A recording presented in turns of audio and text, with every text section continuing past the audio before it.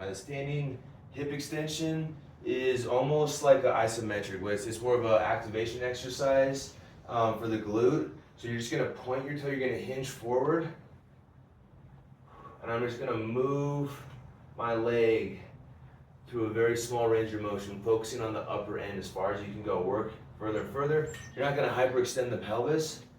You're just maintaining a good position here.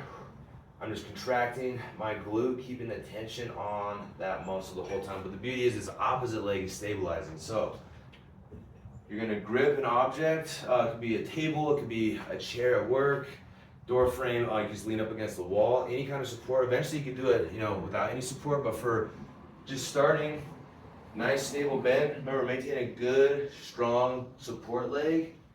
Hinge into it, and just focus on contracting the glute as hard as you can. Maintain a neutral neck. Keep that breath going, and just move the glute, contract it. You're gonna feel a nice pump in that low back as well.